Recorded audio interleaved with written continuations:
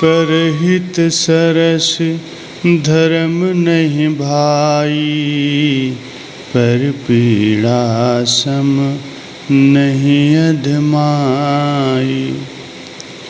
संतों और दुष्टों के गुणों और उनके स्वभावों का वर्णन करते हुए संत अपने वचनों में फरमाते हैं कि पराये हित के समान दूसरा कोई धर्म नहीं, और दूसरे को पीड़ा पहुंचाने के समान कोई पाप नहीं। ऐसा सभी वेद और पुराणों ने निर्णय किया है। इस बात को सज्जन पुरुष ही जानते हैं, दूसरा कोई नहीं जान सकता। पराया हित भी दो प्रकार का होता है, एक शारीरिक, दूसरा आत्मिक या रूहानी। हमारे शरीर का हित चाहने वाले और प्यार करने वाले तो सांसारिक संबंधी होते हैं। शारीरिक हित की समझ रखने वाले अथवा उसकी मदद करने वाले तो आम लोग भी होते हैं। दुनिया में अक्सर इसी को पराया हित समझा जाता है, लेकिन रूहानी हित करने वाले संसार में केवल संत महापुरुष ही हुआ करते हैं, अथवा हमारी रूह के साथ हित और प्यार रखने वाले संत सद्गुरु ही हैं।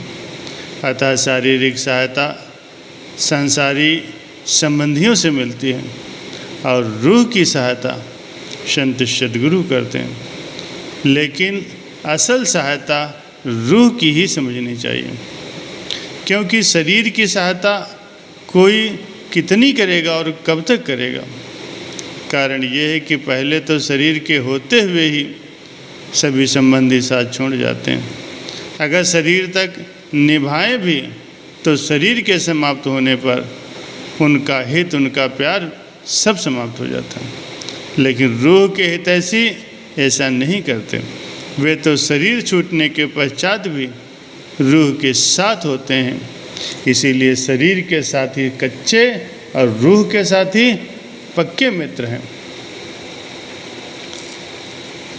भरत जी को उपदेश करते हुए भगवान श्री राम जी फरमाते हैं कि मनुष्य का शरीर धारण करके जो लोग दूसरे की आत्मा को दुख देते हैं, दूसरे की आत्मा को नरकगामी बनाते हैं, वे भवसागर में पड़ करके जन्म मरण के दुखों को सहते हैं। मोह और अज्ञान के वश होकर मनुष्य अनेक पाप करते हैं और निज स्वार्थ के लिए अपना परलोक नाश कर लेते हैं। ऐसे प्राणियों के लिए ही मैं काल रूप हूँ, अथवा शुभ अशुभ कर्मों का फल देने वाला न्यायकारी ईश्वर भी हूँ। ऐसा विचार कर जो बुद्धिमान पुरुष हैं वे संसार को दुख रूप जानकर सदैव मेरा भजन करते हैं और शुभ अथवा अशुभ दोनों प्रकार के कर्मों के परिणाम से ऊपर उठकर सदा मेरे ही भजन भक्ति में लीन रहते हैं। भगवान ने फरमाया है कि ऐसे प्राणियों के लिए मैं ही काल रूप हूँ। एक बार अपने श्री गुरु महाराज जी श्री दूसरी पातशाही जी ने अपने मुखार बिंद से ये वचन फरमाया था कि ईश्वर के दो रूप हैं, एक निर्गुण निराकार है और दूसरा सगुण यानी साकार रूप है, यानी मनुष्य रूप में। ये दोनों ही स्वरूप ईश्वर के हैं। निराकार ईश्वर न्याय करता है और साकार ईश्वर दयालु है, वो बख्श देता है। अब ये जीव के अपने ऊपर निर्भर है कि चाहे वह सीधे निराकार की तलाश में लग जाए या साकार संत रूप सद्गुरु की तलाश करे, उनकी भक्ति करे। निराकार ईश्वर केवल न्याय करेगा, लेकिन साकार सद्गुरु न्याय के साथ साथ दया भी करेंगे। इसमें विचारने योग्य बात यह है, क्या जीव केवल न्याय के मार्ग पर चलकर अपनी करने के बल से छूट सकता है? नहीं। इसका छुटकारा जब भी होगा तो दया और बख्शिश से ही होगा, और दया व बख्शिश करने वाला ईश्वर का साकार स्वरूप है। संत सद्गुरु हैं। भाव ये है कि श्री भगवान के कथन के अनुसार निराकार ईश्वर न्याय करता है, जीवों को उनके पाप और पुण्य के अनुसार फल देता है, लेकिन साकार स्वरूप सद्गुरु ईश्वर दयालु और बख्शने वाला है। बस साकार रूप भगवान के चरित्र हैं, कथाएं, सत्संग हैं। भक्तों के साथ भक्ति की अनेक प्रकार की लीलाएं हैं, जिनको सुनने से हृदय में वैराग की लहरें उठती हैं, जो उसकी सूरत को शुद्ध बनाकर ऊपर के मंडलों में ले जाते हैं। जैसे दो परों की सहायता से पक्षी आकाश में उड़ जाता है, ऐसे ही वैराग्य और प्रेम के परों की सहायता से सूरत भी स्वाभाविक रूप ही अपने निज धाम की ओर उड़ने लगती हैं। ये सब महिमा भगवान के साकार स्वरूप संत सद्गुरु की है, जो संसार में प्रकट होकर भक्तों को रूहानी भक्ति मार्ग पर चलने की शिक्षा देते हैं, उनकी सहायता करते हैं। इसीलिए जो विचारवान सज्जन पुरुष हैं, वे प्रेम भक्ति को विशेषता देते हैं। बल्कि भगवान श्री रामचंद्र जी अपने मुख से वचन करते हैं, धर्म ते विगति योग ते ज्ञाना, ज्ञान मोक्ष पद वेद बखाना। हे भाई, जिससे मैं जल्दी प्रसन्न होता हूँ, वो है परम सुखदायक मेरी भक्ति, जो कि स्वतंत्र है, उसे किसी आधार की आवश्यकता नहीं। ज्ञान विज्ञान आदि सब उसके अधीन है। ये भक्ति अनुपम सुखों की खान है, लेकिन मिलती तभी है जब संत अनुकूल हो जाएं, यानी वे जिस पर प्रसन्न हो जाएं, वही भक्ति को पा सकता है।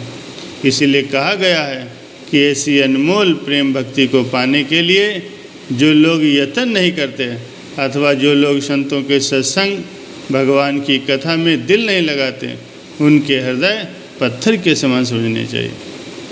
यहाँ पर विचारने की बात यह है कि साकार ईश्वर एक देशी है और निराकार ईश्वर सर्वदेशी अर्थात सर्वव्यापक है। ये सत्य है, इसके मानने में किसी के कोई इनकार नहीं हो सकता।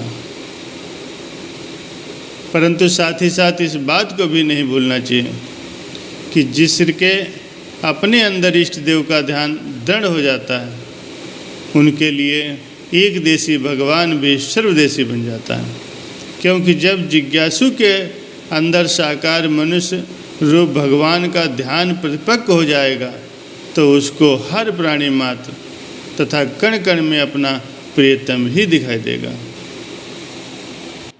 दसम पातशाही श्री गुरु गोविंद सिंह जी महाराज जी के ज़माने की एक बात है कि शत्रु के साथ युद्ध हो रहा था।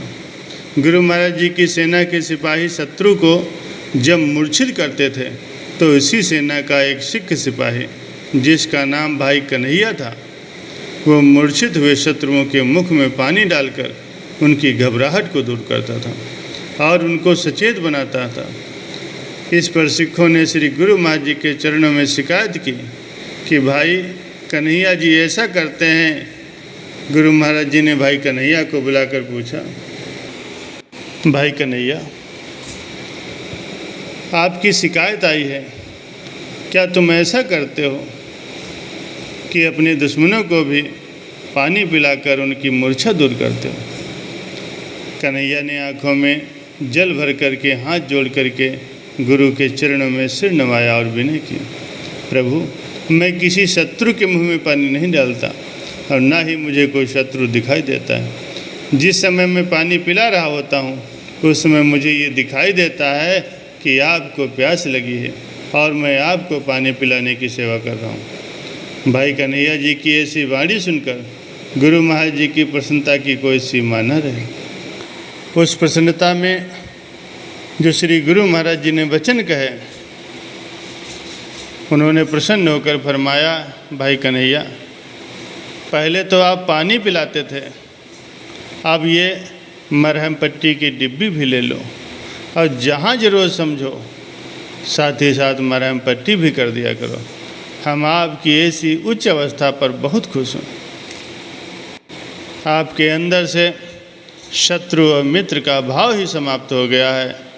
आप सभी को ईश्वर रूप जानते हो।